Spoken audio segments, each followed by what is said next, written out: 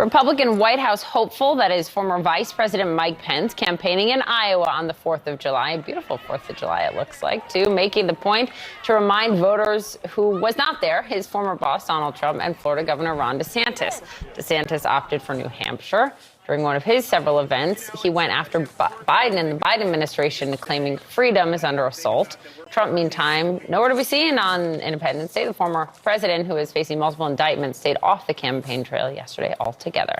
Let's talk about all of this with political scientist at Princeton University, Lauren Wright, and Errol Lewis back with us as well. Welcome to the table, Lauren. What do you make of that? Because he's still not directly going after Trump, but he is saying, "I'm here."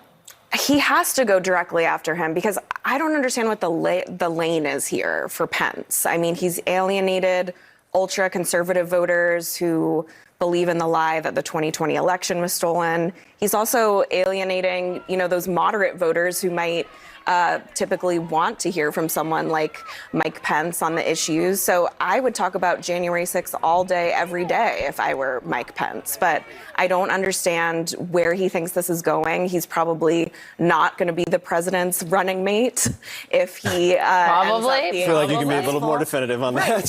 So the lane is unclear, but Trump has the luxury of skipping all kinds of things, including July 4th campaigning. I wrote a book about celebrities running for office. Trump does not have to follow the normal rules. Pence has to follow some of the normal rules and then explain why he's running against his former boss, which really never happens. So I want to ask just both of you, because of what you were just talking about. Trump doesn't have to follow the normal rules. That's always been the case. It's kind of trite at this point to keep saying that. But really, he's not anywhere on July 4th. He can do big rallies if he wants. He can do retail if he wants. He can go back and forth and do whatever he wants. He will always suck up all of the oxygen. To your point, Mike Pence is in Iowa. If there is a lane, if there's going to be a breakout Mike Pence moment, it happens in Iowa. Those 90-plus counties with their evangelical base should be his base any other year except for this one. I guess my question is trying to do it the normal way, is there any path at all? Like, does that even exist anymore in a Republican primary? I don't get it. The Iowa mirage, I think, has captured the minds of a lot of political strategists. But it feels dated now, which is why it's absolutely Mike Pence was like the only one there yesterday. Other than a brief two-cycle period, 1996 and 2000, the Republican winner of Iowa has not gone on to become the nominee if the Democrats were in charge or it was an open seat. So 2008, Mike Huckabee wins Iowa, doesn't become the nominee.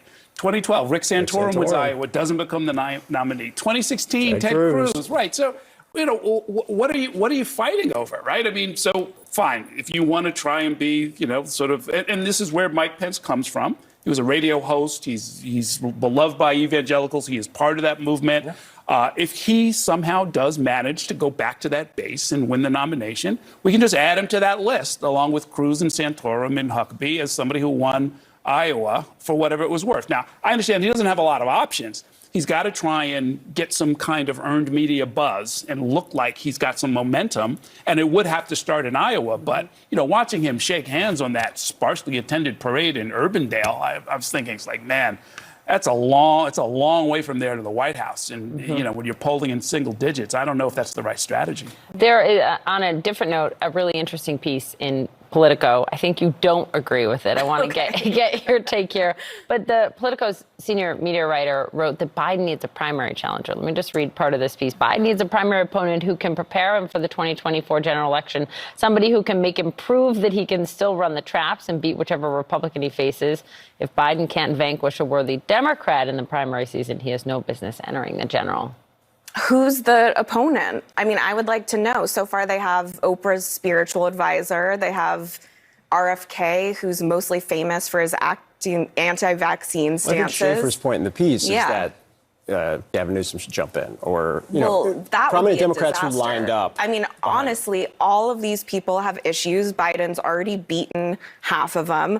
Or in Newsom's case, he's the poster child for unpopular COVID lockdown policies, for learning loss, for a lot of things that a lot of Americans want to see debated and don't agree with. But why isn't it good to I think the argument that he's making in this is put him to the test. When you see things like Biden referring to the war in Iraq when he means war in Ukraine, et cetera. Why not sort of make him flex those muscles in I mean, a I would primary? love to see it. I'm a political junkie. I would love to see an active Democratic primary debate stage. The DNC has said we won't see that. Yeah. But really, I think the disaster for Democrats, frankly, is if Biden is not the nominee.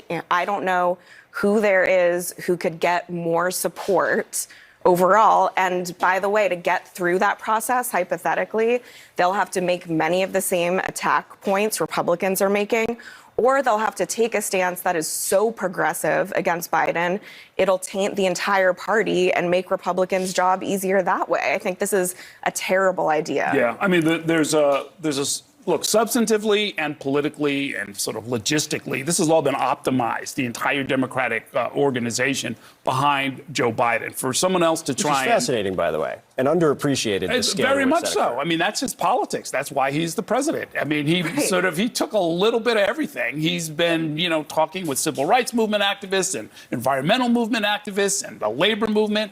And I think the analysis is correct to the extent that he's got to now try and mobilize all of these movements that he has either co-opted or sort of gotten behind and given some kind of support to.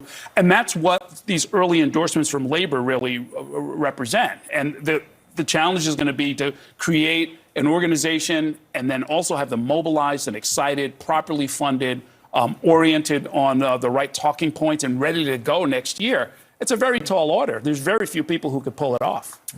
Errol, Lauren, thank you. Thanks, guys.